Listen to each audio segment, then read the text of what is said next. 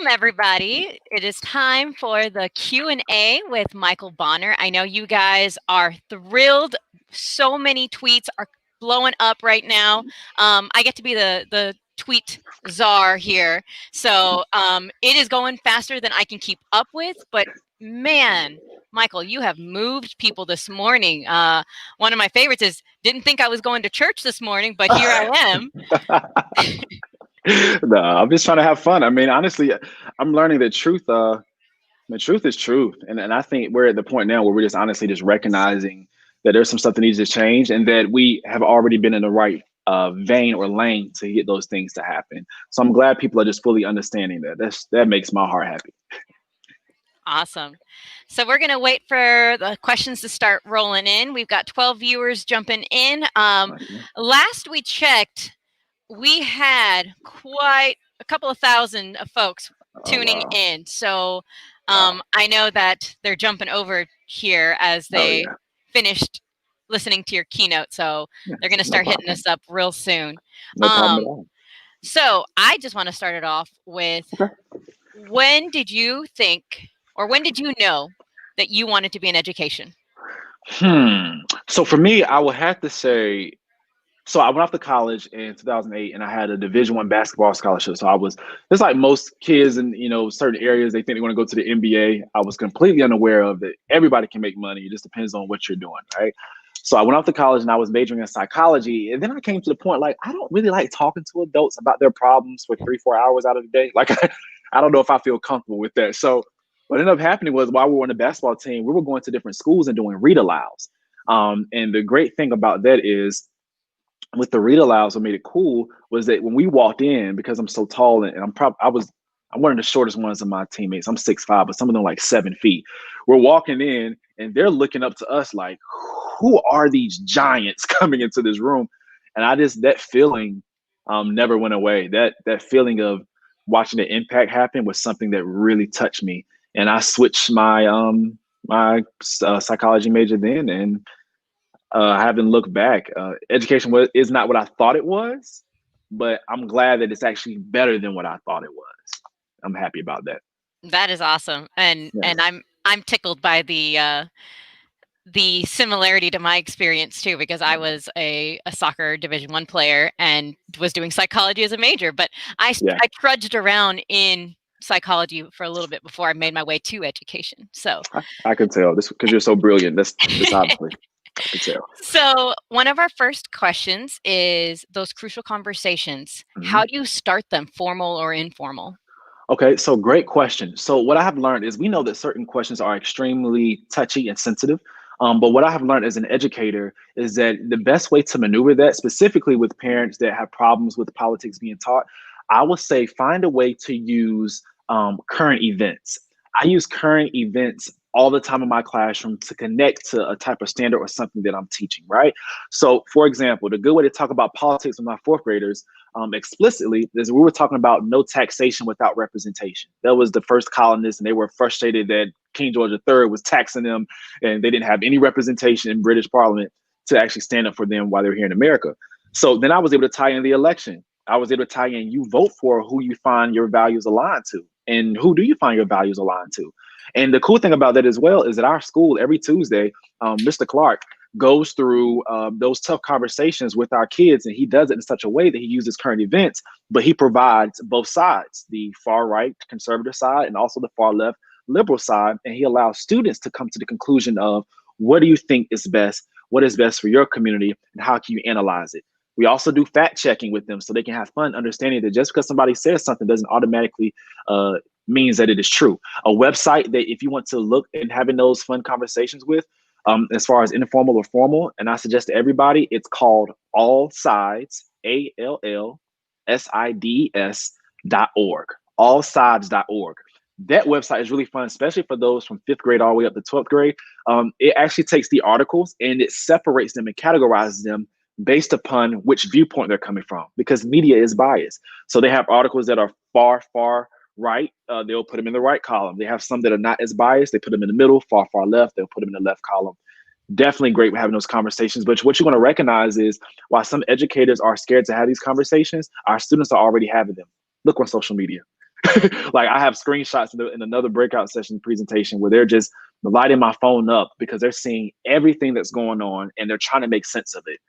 And I think as an educator who has a college degree like yourselves, we should be able to at least pull some type of article, show different viewpoints, and explain the civil unrest or whatever, and allow them to formulate.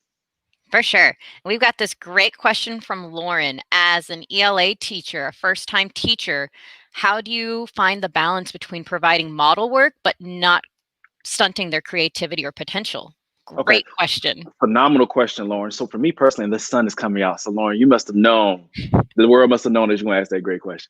So for me, what I do is inside of the classroom, I make sure, just like the schedule I show you, I take at least 5 to 10 minutes to explicitly say, this is what I'm looking for. These are my expectations according to the rubric. I need some type of creativity. I need at least 3 reasons or explanations why you're supporting this premise. And then what happens is I allow them with their creativity to formulate how they want to show that, right? So if we're talking about, oh my gosh, let's think of something random. If we want to talk about student rights, right?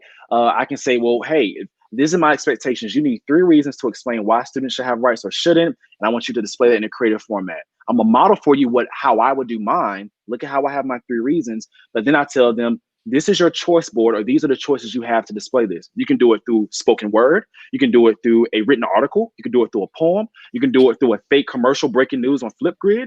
You can design it through a podcast. You can do a small commercial. You can do a short-term documentary using your phone and doing certain angles to break down what you're seeing in that concept. That is how I sort of give them the creative feel to try to show and display what they're doing. And honestly, if you have a rubric, it'll be easier to grade. I just think as a first-year teacher, Lauren, and please trust me, they told me, there's a quote for you, Lauren. There's a quote that says, be gentle with yourself. Every first year, anything struggles, okay? It's just the reality of it. And so go ahead and add pandemic to that. And then you add pandemic, but think about how strong you want to be when this thing is over. Like, oh my gosh, Lauren. But every first-year teacher struggles. Just understand modeling is essential. Modeling is setting your expectations. I would say at least 10 to 20 minutes to make sure that you have everything out that you expect. So then you can reference back to it when they don't turn it in. And what I've been doing is I've been recording my modeling expectations. So when they turn something in that doesn't meet my expectations, I'm gonna be like, you remember when Mr. Bonner showed you this right here? I need that. That's all you gotta do. That's so awesome. All right, so our next question is, what is the most impactful moment you've had thus far in education? My most impactful moment, I'm going to say, Tara, hopefully I pronounced that correctly. My most impactful moment for me was starting Bonneville as a business. And I want to explain something a little deeper to y'all with understanding this. Our world operates off of business. Capitalism, it operates off the move of money. How do we know that? Well, let's give you a good example. When it came down to COVID-19 and the fact that, they came out with the first stimulus package, they only gave adults or families $1,200 for the adult, $500 for the children. But you should have looked at what they gave business owners, up to 2.5 months of what you would have earned, right? So when I started Bonneville in 2017, which is a company, I taught in an area that was marginalized, 100% free and reduced lunch. You weren't getting any supplies. And I said, I know there's more teachers like me after the Ellen moment that need those supplies that are probably better than I am, but they don't have that support. So for me, it's been starting that and working hard and talking to people and working with companies and using those funds to help teachers. Whether it's my company just sponsored to get a teacher a new laptop from Best Buy last week because both of her laptops died and her school couldn't buy her one. But she has to do virtual learning. And then she's a reading specialist. So she has groups all throughout the day, right? Those moments like that for me truly touch my heart because I understand that's where the difference is at. And what I'm really planning is that the kids that I went to the Ellen DeGeneres show with, they should be in 12th grade 6 years from now. So by that time, I'm a multi-millionaire, so I can give them the coolest graduation packages that anybody has ever seen. And that's what's going to really make my heart smile because I wouldn't be here without them. So that's definitely all wrapped up into one, if that makes sense. That's awesome. We're so happy to hear that. Our next question from Ms. Sanchez. What advice, non-negotiable, would you give to make PLCs more meaningful or beef them up? Non-negotiable. I would say there would have to be 3 for me. 3 for me, because they just popped in my mind. My mind moves really quickly. So the 3 for me, Ms. Sanchez, will be this, and I love your name, Master Teacher. The number 1 will be for me is participation from everybody. It doesn't have to be verbal. It can be through chat, whatever, but because it's a professional learning community, we all want to work together in this thing. How can we make sure we're participating? Make sure you bring your data with you, making sure that you are coming with an open mind and not being negative and actually looking at the scores and different assessments in the curriculum and figuring out what's best for kids. The second thing that I would say is this. Mr. Clark, when I first started working here last year, because we've been expanding, and because we've been expanding, you have more people coming onto the staff. Our staff is bigger and stuff. He said this statement that makes sense, and I think every teacher should use it in their PLC. He says, whenever you're addressing a problem, you should always end it with, okay, so how are we going to solve this? Right? And it was really good because you'll notice even on Twitter, people are going to complain and they're going to go back and forth. Let me slide my thing back. There we go. People want to complain and go back and forth about, whatever's happening, whatever's going wrong, whatever is making things stressful in the environment. And I think when you end that statement or a question or a problem with, okay, so how are we going to solve this? It keeps people inside of the growth mindset, and it keeps people in the room accountable. Because eventually the person that keeps bringing up a problem is going to look like a sore thumb because you're the one that keeps bringing up the problem, right? So I would say participation, bring your data, and making sure you're ending any type of problem or addressing a problem with how can we solve this? How can we fix this? And that has been very helpful for me. And in my career, the only times I've had problems with other people in my PLCs is when they want to work in complete autonomy, like the fundamentalists, or when they don't want to participate at all, like a tweener, and they're just not focused on the task at hand. And ain't that the truth? You got to come in solution-based, or else you're just a part of the problem. And then the PLCs take forever. You're just there forever. Because if we're not learning, then we're just going to be griping. Exactly. And nobody really had, you think about it, and that's just griping about education. We all have personal issues and stuff that we're going through. Like, oh my gosh, think about it. You know how many people are probably on the verge of divorce because of COVID-19 and families being broken up? Imagine the amount of domestic abuse that's going up, child abuse that has gone up because of being quarantined. Like, things are on the edge right now. So everybody's dealing with something. It's just the fact that we have to figure out how to push through it together. Yeah. Someone's being sprayed with sanitizer. So, excuse me. It's okay. They spray you with sanitizer. That's messed up. Someone was coughing, so they decided to come. Oh, wow. Tell them I have one too. I just got a sanitizer gun, so tell them I got your back. If he leave my friend alone over there, buddy. I'm messing with you. It was Justin. It's fine. Oh, I love Justin. So we've got Mr. Saucedo. How will you flip teacher mindset from moving away from teachers' pay, teacher worksheets, that TPT, to more engaging lessons? So honestly, Victor, great question. And I think people relate and lay back to Teachers Pay Teachers because it is convenient. I use a Teachers Pay Teachers resource this week with the step back, right? But what I'm learning is that there has to be some type of balance at some point, right? Because I see this whole no worksheet movement. I get it. But at some point, they're going to have some type of sheet of paper in front of them at some point. So for me, what I did was I would take the documents I get from Teachers Pay Teachers and I may upload it as a PDF and allow them to annotate it that way.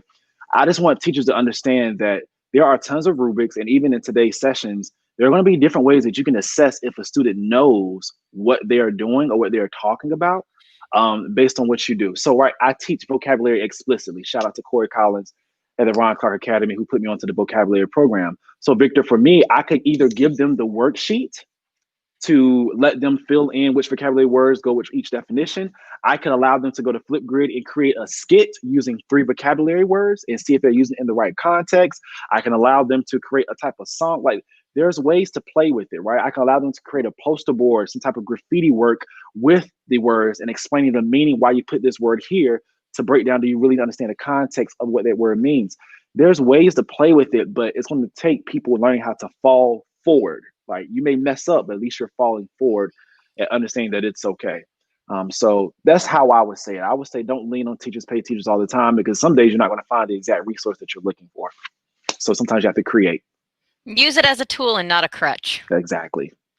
So Tara, coming with these fire questions here. Yes. How do you intentionally plan to see the ability instead of the disability of students that receive special education services? So for me, because we have students here that are on an IEP and some that have modifications on the 504 plan, what I'm learning to do for me is they may have a deficit in one area, but where are they excelling at? Where are their strengths at? And then how can I play to that? right? So there was an individual that needs obviously extended time. It needs repeated instructions. But I found out because they had just a hard time focusing. Their mind is literally everywhere. I gave them a fidget spinner and everything. They were still struggling. But I found out they love anime. And I said, oh, I got you now, buddy. You don't even know Mr. Bonner got you. So when I was teaching the social studies lesson one day, I put in anime, Dragon Ball Z. And believe it or not, this young individual was following me the entire way around. Imagine if I would have dressed as a character, right? Imagine if I would have put a voice on, put a theme song from their favorite anime. I just think as the beautiful job about an educator is this, that we can find a way to see where the child's strength is at and then use the other tools, technology, support systems to sort of help us make up for that deficit. Now, it's not easy, Tara, if I'm honest, because I've been praying for special education teachers. I've been praying for teachers that, teach English as a second language. I've been praying for teachers, oh my gosh, is doing K-2 virtually.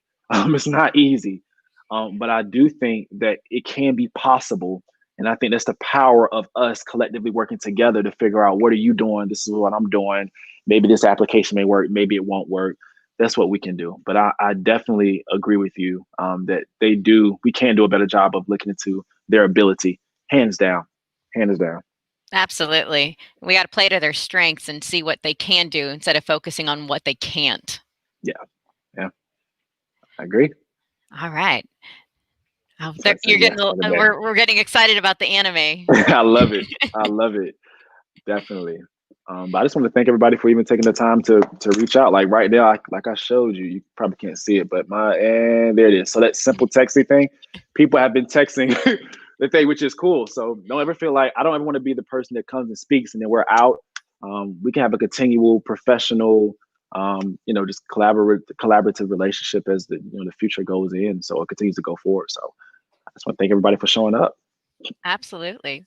Yeah. So I'm taking it. You taught a lot of social studies, because I keep hearing stuff that I was having to use. Yeah. And one of the things that I know I struggled with was the social studies texts. Man, they were outdated. And it was such a challenge to try to teach them that not all these great folks in our history books were as great and shiny and awesome. And it was a delicate balance to try to show the good with the bad. So, we're talking about Indigenous People Day. And how have you tackled showing the history and merit of things, but still not blinding the kids to the cold, hard truth behind some of these conquests and historical figures? Based on their age, I try to be as honest and upfront as possible, but I also encourage them to look at multiple resources. And I think a couple of questions that we ask ourselves is, who wrote this text? When did they write this text? And who do you think this text mostly benefited? And that became a great conversation. Once again, current events. We were talking about Amy Coney Barrett, who's being elected to the Supreme Court right now. She says she's an originalist, means that she looks at the Constitution word for word, and it is what it is. But when we study history, we know that the Constitution didn't even include women or people of color. So then it became a great discussion inside of the class. You have the young ladies in my class and some young men. Well, how could one be an originalist if you weren't even included in the document? So what I'm learning to do is to try to use multiple resources. I try to make sure that I teach them how to research on their own. That includes using Google and also using Epic Books. What keywords to type for the specific book that you're looking for, what text features, the glossary, the index. And then I want you to check and find multiple resources to see what's really happening, what's talking about. The great thing about social media, and also a downfall as well, is that the dysfunction and the civil unrest in our society is right there in front of their face. So you have some people making those statements and things and that are bringing truth, and you have some people that are causing a lot of hate to happen. But I'm glad that they're at least willing to dive into those conversations. I just try to use as many resources as possible and encourage them to always seek truth and understand the difference between truth and feelings. Because right now, with 2 weeks left into this election, we want to see a lot of truth and we want to see a lot of feelings. And I've been teaching them how to decipher between the two. And they've been loving it, especially when we do the fact checking moments. They really love that because they're like, why do they have the nerve? Because I teach fourth grade social studies and sixth grade. So some kids still see black and white. You're lying or you're telling the truth. They don't really understand politics. You sort of lie of omission. You don't really tell the truth. You just tell enough. So when they find out things are lies, y'all, their reactions are hilarious. Like hilarious. Hands down hilarious. So, how do you actually balance being a forward-thinking teacher, but also still be a person outside of school? Wow, that is some truth right there. So, Lauren, honestly, the person you see to me today is just who I am. And if I wasn't here with you all on today on this beautiful Saturday, and I'm so grateful to be here with you, I would be at home with my blanket watching, I think it's Guard Army that just came out on Netflix, or watching Lovecraft Country that came out on HBO. I will probably playing the PlayStation 4, Apex, and Call of Duty and Fortnite. I'll probably be enjoying a good tequila tasting. I will probably be trying to go to a brunch with friends. I understand the power and balance. People as educators don't understand that we are vessels and content flows through us. When the vessel is damaged and stressed, the content is faulted as it tries to come through. That's why you have some teachers who can be phenomenal teachers, but they have so much personal psychological issues that they're dealing with that it's tough for them to actually teach well. I went through that my third year of teaching. Right before the Ella moment, I was going through I separated for a divorce. My mother was sick. My classroom, God, I documented it in the first book. They moved like 3 kids into my classroom that were problematic for everybody else, and they wanted me to solve it. But I knew at that point I had to learn how to find balance, and you have to find balance with what works best for you. So for me, Lauren, I played college sports, and for 8 years I wasn't working out. But now, especially during COVID, I found out the days I get up and run a mile, I feel so much better. Like getting up the extra hour early to run that mile for 8 minutes and then take a shower for 30 minutes. There's nothing that you can't throw me off that day. I'm attacking the day instead of receiving the day, if that makes sense. So I just try to make sure I have balance and taking care of myself. And as far as forward thinking, y'all just look around. Robots and stuff all around us. Siri is right here. You know, we're using AirPods. This stuff is integrated everywhere. It takes it, you have to literally not be paying attention to understand where the world is going. And that's why I said today, the quicker we can get our students invested inside of technology, learning technology, coding technology, then they'll have more access to the jobs. They'll have a better chance to earn more money for themselves and their family. That's where the magic is at. Yeah. So great question, Lauren. All right. So we've got Miss Hall, a high school biology teacher. What advice could you give me in flipping my class from focusing solely on content, because it's a tested subject, to including Mhm. more diversity? Let's look at I would say my first name, Tierra. Great question. Because I know 3M is trying to tackle that as well. I would say, because they just passed a $50 million fund to try to figure out how to bring more diversity and inclusion to science.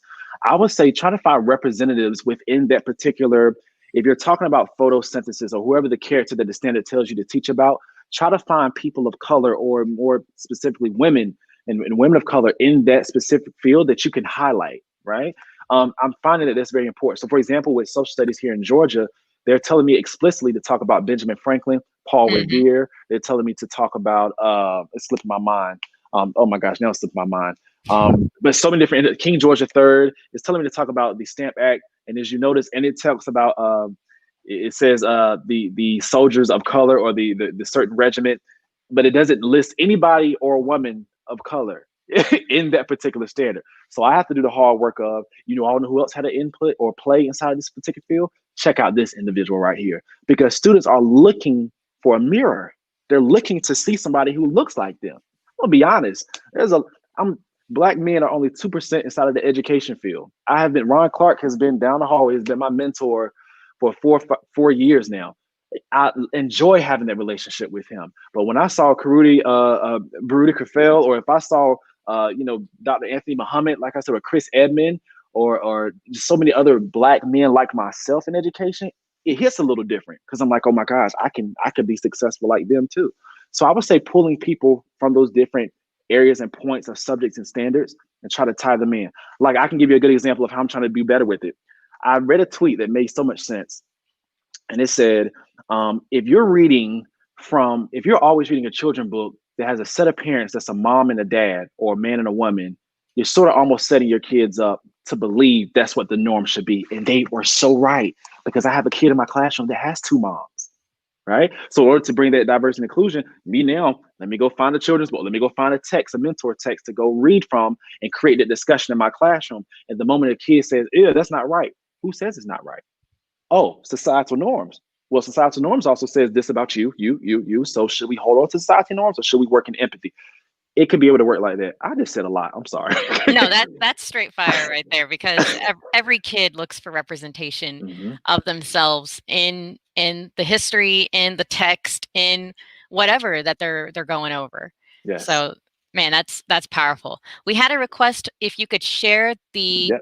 text number I'm for about to. Bonneville. Yep. I'm about to say it to everybody right now because the text is definitely coming in. The text message number is 833-593-0363. I know so she about to put it up inside of the thing right now because she's brilliant. 833-593-0363. Everybody, that's the Bonneville. You can see the app right here. It's dashboard. You see the text coming in. I can't call you. You can't call me. But I hold conversations with people all the time, and we just try to work on, what are you thinking about? How are you doing today? What are you doing for this lesson? It's always good to have somebody to have your back. So, speaking of Bonneville, Mm-hmm. how do you balance being an awesome teacher and running a business? So for me, I love it because for me, for me, you can make a business out of anything. But for me, my particular business, one of them right now is inside of education. So because I'm a teacher, I think for me, it makes me that much more attractive as an educational consultant or speaker because I'm right here in the field, right here with you. I can't tell you just a theory because I'm actually teaching kids when they don't want to turn their Zoom cameras on or they haven't turned in assignments for the past 2-3 weeks, right? So for me, that balance works because teaching fees is speaking, teaching fees a perspective if I want to write a blog, op-ed, or a book, teaching fees any collaborations with major companies that I want to do. And even if my business wasn't inside of education, because I may want to get into real estate one day, I can understand that, hey, I want to get a multi-unit family unit, and I want to rent this thing out only to teachers and give them 20% off their rent or no rent during the month of December and the month of June, because we know Christmas is crunchy with the paychecks and June is crunchy as you go into the summer. So it's just using your gift as a teacher and figuring out how to build and become creative in the world. I try to tell all teachers to think about how to start your own business. It doesn't have to be inside of educational teacher pays teachers, but if we can differentiate a lesson or create a lesson for 30 kids in the classroom and make sure they learn it, you bet your bottom dollar that we can figure out some type of business to create for the world. And to start your business normally costs only $100 to $150 inside of your state to have it legalized. So please understand, it's definitely benefits to that for sure. For sure. So, another great question. What advice do you have to help have a discussion with administrators to include teachers' perspectives when making decisions? I have to talk to an admin at the end of the day. And I'm gonna be honest with you, me and admin, it can go really, really good. It can go really, really bad. Because sometimes admin are like they don't have nothing to say at all. And then sometimes admin are just, I want to help my teachers. So what I would say is to try to, inside of staff meetings, or not even just to administration, but to everybody, just try to encourage, hey, how can we all make a decision for what's best, right? Now, there's going to be granted some decisions that admin is going to have to make, but I hope they are smart enough to be making decisions based upon the input from the teachers who are in the field that are teaching the kids within the school building. Like for me, logically, that would be my natural inclination. I'm not an administrator. I was going to be one, but I found out that there's nothing like a phenomenal classroom teacher, and every great administrator needs a great teacher. I know for here, Ron Clark, Kim Bearden, Junior Vernon, our admin here, they make sure they ask for our input, but they're ultimately going to make the best decision for the entire school and the safety of the kids. So I would just encourage to, one, try to use inclusivity inside of all decisions and staff meetings, asking people, hey, how do we come to that conclusion? I wasn't there. It was, you have to sort of put that in, and hopefully to the admin that they are asking for that input. Yeah. And that goes to that relational piece as well. They often say teachers and students relationships, the admin and teacher relationship is vital as well. Susie, I'm sorry. No, I was going to say shout out to our admins. Sometimes we tend to forget how many things they are juggling, because it's not just their classroom. They're worrying about your classroom, your friend's classroom, your neighbor's classroom, and all of you and the parents. So we want to hope that we have a nice line of communication. Yeah, it's not an easy job. Imagine taking care of our kids in the class and trying to make sure they're on task and turning their grades and stuff in. Imagine taking care of the teachers who are teaching the students in the school building. Like it can be very, very difficult. So I definitely will say, try to encourage that inclusivity. I can't even say the word today. Jesus Christ. That's what happens when you eat no breakfast, people. But you get what I'm saying. You're gonna need to eat some breakfast after this, okay? Okay, it's okay. Ooh, I All see right, something so good. we've got Miss Phillips here looking for some advice about doing some learning when it doesn't quite follow the strict pacing guides and standards. Mhm. Hmm. I asked myself, will it be beneficial to the student in the long run? I asked myself that. So with the debate, I was talking to my students and we were fact checking. I put on Twitter, we want to watch the debate and stuff together, and we did.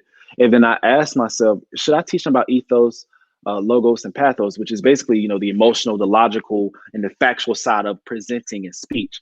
And I'm like, they could probably use that when they're building their own speeches or when they're listening to a political ad or when they're listening to somebody trying to convince them. What are they playing on? Their emotions, facts, or logically trying to speak to them? So I did a little, 5-10 minute lesson, which I'm going to redo on Monday. But I would just say, judging, will it be beneficial to my students and how far behind will it put me? Honestly, if you think about it, if it wasn't for standardized assessments, we wouldn't be caring about a pacing guide as much, right? So if I were you, I would definitely look into seeing if standardized assessments are suspended for your school this year. And then I would say if it's beneficial to the kids, hey, have fun with it. Building a podcast or building a business isn't nowhere on the standards. But is it going to be beneficial? Yes, because they're going to know how to create, which is the highest form. They're going to learn how to work together collaboratively. They're going to learn how to play to their strengths and understand that they're not strong in everything. Who is strong in my weakness? I want to defer to them. Like, Catherine, it's just, I would just say being a good judge of character. How can you implement it and how far will it throw you off? And is it worth it? Yeah. So we've got a question coming from a parent perspective. How do I engage my brilliant child who refuses to participate? Victor, I was that child. Quick story, I was in third grade. There was a guy by the name of Aaron Lane, and I was cutting up in class, y'all. Oh, it was bad. And my mom was in the education system in my local county. And she came through one day, and I didn't know she was at the door of my classroom. And I was in there dancing, cutting up, and she was looking through the door window. You know the old door window? She was looking through the door window with one eye, looking at me like this. And I saw her, I jumped out of my skin. She came in and she sat beside me. She was eyes on fire. This is exactly what she says, Michael, you're one of the most intelligent young men that I know, but I'm gonna need you to cut it out. And let me tell you something. Who's the smartest kid in your classroom? Show me right now. And I looked around, automatically knew who it was. Aaron Lang. Like, that guy's brilliant. He gets all his stuff right. He's getting all the AR points and dollars when it's time to go shop. She was like, if you don't cut it out, you're gonna end up being working for Aaron Lang one day. He's gonna be your boss. And what I want you to do is everything that Aaron does in this class, I want you to do when it comes to academics. And I was like, she makes sense. Makes a lot of sense. Like, because I understand if I don't get a good job or something, I don't get good grades, I probably won't get paid as much. So that was one strategy, Victor. But what I would say is sometimes children aren't engaged or participate because they're just not interested. Right. So what I would try to do is if it's a particular subject that they're not interested in, such as science, I would say, hey, there's engineering inside of science as well. If they're not interested in science, but they love gaming, there's engineering inside of science as well. Do you know that it takes an engineer, whatever, to understand how the parts are put together and welding them together to build the Fortnite that you play on your computer? Would you like to look at that instead? It's really tough, but kids have so many different interests. And I always say you can't lose when you try to play off the interests of the child. And that is extremely vital.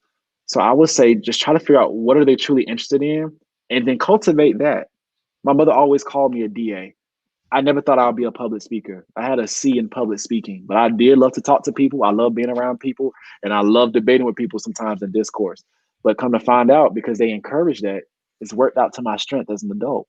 You can't really test that inside of a classroom, but it definitely is a skill that's worth it. So I would say the brilliance that they're displaying, what skill is that? And how can you cultivate that? Because we know education, they don't test brilliance in every way. They don't, and we Yeah. all have our strengths in different Mhm. categories. So this is a little related. Mhm. Making learning fun for first graders, Yeah. self-contained class. Mhm. Cool tech idea. So for me, what I'm doing, I feel like kids love to perform. Some of them just love to have their own little show. So for me, because I've been teaching the STEM act, and my kids struggle with it because at first I couldn't find a contemporary event to connect to it or a current event. What I'm going to do next week is probably give them the task to. I want them to act like they're on a newscast, right? And they're going to be delivering the Stamp Act breaking news, right? So the Stamp Act basically was y'all King George III passed the Stamp Act, a stamp that goes on all legal documents, newspapers, or wills have to be taxed at a high rate to pay for the French and Indian War. Colonists did not like that, y'all. They were so upset. They were burning and rioting throughout the streets. So don't let people tell you that rioting is just happening now. They were doing it in 65. So what I'm gonna get my kids to do is on Flipgrid, because you can add all different types of features and backgrounds and stuff. They're gonna act as a news reporter, and they're gonna tell me what's happening with the Stamp Act. So for your kids, they can react, what they're doing inside of the play. If you're teaching vocab and doing whole brain teaching with it, they can record and do that. If you want to make it a little bit easier, I will use GimKit. With GimKit, they earn money. First graders know about money just a little bit. They know how to spend it. Let's say that. Okay, so GimKit operates off of getting questions right and earning money. And then with GimKit, you can actually freeze people and do different types of power ups. So there's different ways to play with that. GimKit has been the one I've been using. Flipgrid has been the one I've been using a lot, and they just seem to really enjoy that. So this one definitely hits at home. I can definitely relate to it because I remember trying to be that creative teacher and set them free and do everything, and they just stared at me like, yeah. So what do I do now? Yeah. Can you tell me what to write? Because I'm used to being told what to write in my notebook. Right. So, Lauren, a good example with this podcast thing, I introduced it to them. They were excited because they get to choose. I had the emails. I had links to podcast mics to buy. But what I would say is, I know there's going to be a rough period. There's going to be a period where their first episode is probably going to be terrible, right? Like, it's going to be atrocious. Like, get it out of my ears, right? So they're going to learn how to fall forward. There's going to be that point in time where they're learning, oh, I messed up. Okay, cool. But based upon a rubric, I can improve this way. You know what? As a teacher, I can point to other reasons. Hey, did you see this? What this student did? Look at this Instagram page and how they design it. Look at this graphic. Can anybody make a graphic like that? Or I probably want to be doing that. The CEO of the classroom will be doing it, which makes it beautiful. I'm just sitting back. I just think that encouraging them and connecting to, hey, you may not have seen or created anything like this before in other classrooms, but look at what's happening in society. Look at the social media stars that you follow on TikTok and how they're making $20,000 to $100,000 a month creating cool videos for other brands. What I'm doing right now for you is I'm trying to get you to do it with our content so you can improve your skills. So then that may be you one day. Just trying to find ways to connect the new creative curriculum to success and understand there's going to be a grace period where they're going to fall, but it should get better. And that's a good example as well to teach them the power of problem solution, creative thinking, problem solving, creativity. It can all work together. But oftentimes educators, we look at rough moments as a bad thing. I'll look at it as, what can we fix? And let's go from there. Got to work through the weird. That's Gotta right, work Lauren. through the weird. I like that. Love it. So we've got time for just a few more questions. What type of advice, sources, and or resources would you give those who are looking to have more innovative professional learning sessions virtually? So honestly, Lakeitha, what I would do is, for me, because some days I'm able to peek my head above water and see what's going on, I honestly use Twitter a lot. And what you'll see is, that's why I encourage people. I follow people. Like, I'm looking to see what are people paying attention to, which conference are they going to, and you'll be shocked how many amazing conferences are making things happen. Now, I want to be honest with you. When it comes to virtually, TCCA is leading the way along with others. They just stepped into it and like, hey, this is what we're doing. I'm just going to be honest with you. I'm just honest. So what I would do is keep your eyes and heartbeat close to this particular conference. And today on Twitter, check the trending. Once you click that hashtag, you're going to see so many different tweets from others saying, hey, I heard about that resource, but here's another one. And then you'll find yourself being connected to this web of a family community. And then you'll be able to pick up your ear on different conferences and stuff. What you're going to notice is that a lot of people are trying to do conferences right now, but they're not. I can't say that because this could be almost rude. I'm not saying that they're not good. Some people are attempting to do things just because it's a moment. The same way when we had a lot of civil unrest during the summertime, and all of a sudden you saw a lot of diversity conferences and stuff popping up. Y'all weren't talking about diversity before. Why are you talking about it now? Oh, because it's capitalism and it's profitable, right? So keep your eyes close to the ground. Follow, I'm making Susie laugh. Keep your eyes close to the ground and make sure that you just follow Twitter and stay in tune with social media. And I'm sure you'll find some good conferences. And I'll tweet some out as well. Yeah, I don't want to get myself in trouble for laughing too hard about some of those things. It's true. It's true. So true. So we've got 10 minutes left. I'm going to go ahead and post the super secret word for session 2. The super secret password for session 2 is learn. And the L is capitalized. We're doing lots of learning today. And you do need to make sure that you put a capital L, or else it's not going to work. So get your PD hours, because it's worth it. You're here. Get that credit for it. Please do. Please do. All right. Let's see. Oh, we got more questions coming in. Okay, let's do it. Oh, you're making the masses laugh here. They're loving your answers. Because it's true, y'all. Think about it. Like, and that's the thing with educators. Like, we have to start letting people take advantage of that. I want y'all to really start vetting people who have been talking about these things. Like, so for me, not saying that a newer person can't have a perspective, but when it came down to diversity and things, I was really looking for people who have been addressing this issue when nobody was paying them any mind. I'm sure with TCCA, they've been talking about the power of technology before COVID-19. It just so happens that this is the perfect time to learn more about technology. So I would just say connect to those individuals that are really doing that, and it would definitely benefit you in the long run, and you won't feel like you've been taken advantage of, because some people are doing it from the heart and some people are doing it for profit. Let's just be honest. And I definitely recommend that. So that's something that when teachers will ask me, well, what should I look for in folks that I follow on Twitter? I tell them, go look at their timeline, go scroll Mhm. a few pages down and see if there's consistency in it, or are Right, they just retweeting whatever is popular and trending at the moment? Because right. if that's the truth, you don't want to follow them. You can look at the trending. You don't need to Mhm. look at the folks who are just retweeting the trending. Right. So I still agree with you. I still agree with you on that. I mean, really. I mean, really, there's, I mean, we can say so much on that, but you have to go through, you have to vet people, go through their timeline and look at stuff, like really see what they're talking about and just go from there. Which can get a little mucky, but Hmm. sometimes you got to look behind the curtain Hmm. to before you invest, because Yes. our time is precious. We're Hmm. juggling so much right now. Yeah. Virtual learning is exhausting. Hmm. Um, Virtual teaching is exhausting. It Hmm. you got to protect your time. You cannot pour from an empty cup. Nope. So before you start filling in with all that information and doing your research, look Hmm. behind the curtain. Make sure you're investing your time wisely. Please. It is vital, people. It is so vital. It is So vital. nuts. All right. Do we have any final questions here? Just making sure I didn't skip anybody. Oh, yeah. All right. And no fires from the YouTube side, so that's great. Woo. I had to make sure that I paid attention to them not unmuting themselves and was like, don't do that. Make sure I Yes. mute. Yes. I want to thank everybody for coming to the Q&A, man. I'm just thanking for asking questions, and I hope and pray there's nothing but blessings and stuff on your life, and that the rest of your year, goes well. If you're struggling, if you feel like it's been tough and exhausting, I'm telling you, and this is it's coming from somebody. I don't count myself as an edgy celeb. People make up random stuff, but somebody that's been on TV for teachers and teach at a really cool school. Y'all, I have my days when I am completely out of it too, right? But I lean upon those I know who care about kids, and I lean to my community, and we'll get through it together. And I see one more. One question: how are we reflecting around? One question we are reflecting is, how do we know students are learning?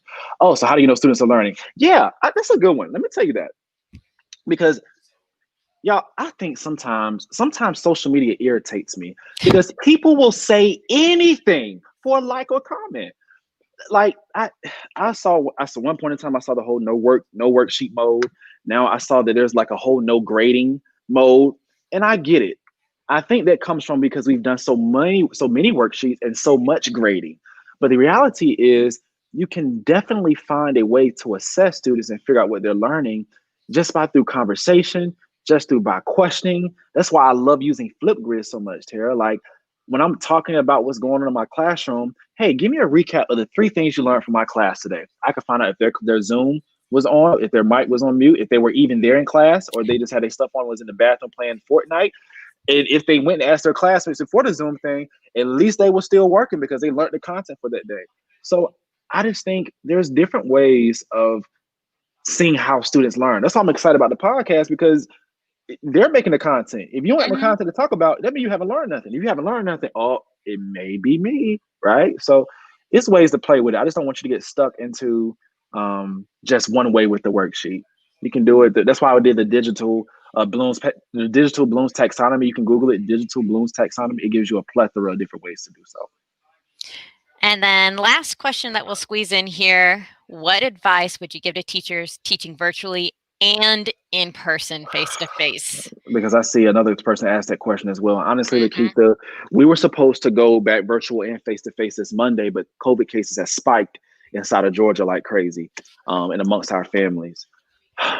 So the advice I would give if I was teaching here, because if you can see in my class, this is how it's real. They have actually set up the social distancing in my classroom, right? So what I would say is to just make sure I set my expectations for those virtually. And I would make sure I use that document in regards to what I talked about with the schedule with asynchronous, synchronous, and asynchronous and synchronous learning, that you can put it in a way that both students are working at the same time. And if you have in a moment where questions are happening, the students who are working virtually, put them in the chat, kids working here can say it out loud, and just make sure you lean into the digital assets and things that you can kick out and shift out. It is not easy to navigate, but that's honestly how I would do it. That's exactly how I would do it. Still operate with groups and stuff, but make sure I'm using the digital assets and sending them out to them at the same time. It's just how I'm communicating to those that are watching me from home and those in my class. And then my final question, because I saw it blowing up on the keynote stream. Okay. Everyone was wondering about the mannequin that was hanging off the ceiling in your classroom. Yeah. So Kim Bearden. So I have the opportunity, the blessing to get Kim Bearden's old room. So it is actually gone now. The mannequin is gone. The phone booth is gone. By the time you see this room again, it's going to be fit to the theme of me, Bonneville, which is going to be pretty fun. So that mannequin is gone, and it was a little creepy. I don't know how I like it hanging over my head. It was a little disturbing because Yes. you didn't even address it. There was just feet hanging out of that picture. I don't want it at all. Like I don't want it at all. Well, thank you, Michael, so much for spending some great time with us, spitting some fire at us, and helping us refill our cup so that we can be more effective educators in this pretty bizarro world where up is down and down is up, and we don't know where to go. Yes, I definitely agree with you. I fully understand, and I'm just here to be a resource to you all. I appreciate you all. I love you all, and I hope you enjoy the rest of the sessions for today. All right. Thank you so much.